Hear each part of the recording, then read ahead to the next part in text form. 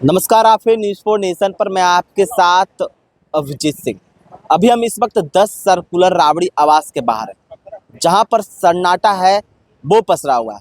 आपको बता दें कि भवन निर्माण विभाग के द्वारा जब से नोटिस भेजा गया है इस आवास को खाली करने का, उसके बाद यहाँ पर सन्नाटा है वो पसरा हुआ है। अमूमन यहाँ पर सुबह से ही चहल पहल वो हुआ करता था। यहाँ पर नेता हैं वो आया करते थे और लालू यादव से मुलाकात होता था। लेकिन अब देखिए यहाँ की तस्वीर किस तरह से सन्नाटा है वो पसर गया है। जिस तरह से बता दें कि आपको एनडीए की प्रचंड बहुमत में सरकार बन गई और अब सरकार बनते ही सरकार लगातार एक्शन में नजर आ रही है। जहां एक तरफ कई फैसले हैं वो लिए जा रहे हैं। पहले कैबिनेट की बैठक भी कल हुई और अब मंत्रियों का आवास आवंटन कराने का आदेश है वो जारी कर दिया गया।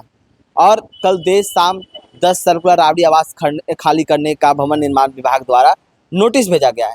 कई दशकों से इस राबड़ी जो 10 सर्कुलर रोड है राबड़ी आवास, वो यहाँ पर लालू परिवार रह रहे थे।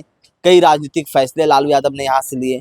अब इस आवास को कहीं ना कहीं महागठबंधन यानी आरजेडी की करारी हार के बाद ये आवास खाली कराने का आदेश दिया गया है और नया आवास जो 39 हार्डिंग रोड है वो आवंटन कराया गया है। और जिस तरह से बात करें कि मंत्रियों का भी आवास आवंटन कराने का जो फरमान है वो भवन निर्माण विभाग के द्वारा किया जा रहा है।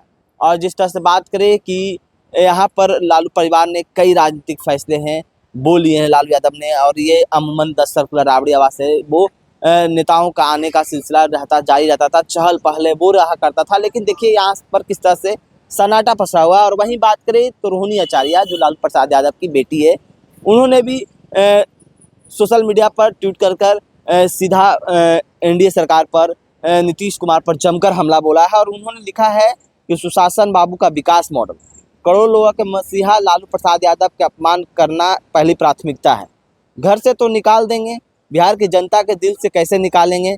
सेहत नहीं तो कम से कम लालू की राजनीतिक कद का सम्मान करना चाहिए।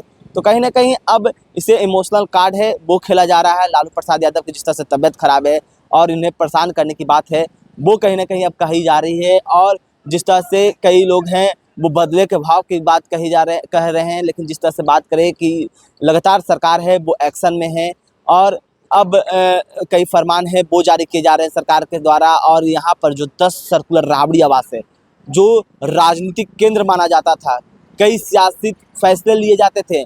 यानी बात करें तो विपक्ष यानी महागठबंधन के जो शीर्ष नेता हैं, बड़े पार्टी आरजेडी है, वो यहाँ से फैसले लिए करते थे। आरजेडी के द्वारा यहाँ पर फैसले लिए जाते थे।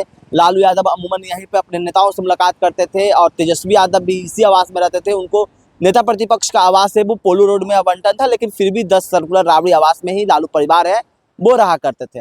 लेकिन अब जिस तरह से खाली करने का आदेश जब भवन निर्माण विभाग के द्वारा दिया गया तो यहाँ पर सन्नाटा पसरा हुआ और यहाँ पर मीडिया के जमावड़ा भी नजर आ रहे होंगे। लेकिन यहाँ पर अमन कोई नेता नहीं नजर आ रहे होंगे, क्योंकि यहाँ पर अमन तमाम नेता हैं वो आया करते थे। लेकिन अब जिस तरह से सियासत गरमाई हुई है, अब 10 सर्कुलर राबड़ी आवास है वो सियासत का केंद्र है वो बन गया है, जहाँ विपक्ष सीधा आरोप लगा रहे हैं कि ये परेशान करने की बात है वो कही जा रही है। लेकिन जिस तरह से बात करें कि अब 39 हार्डिंग रोड है वो राबड़ी देवी के नाम पर आवंटन हो गया है। पहले जो 10 सर्कुलर रोड जो आवास था राबड़ी देवी के नाम पर आवंटन था, अब भवन निर्माण विभाग के द्वारा खाली करने का आदेश है वो दे दिया गया और यहाँ पर सन्नाटा पसरा हुआ है।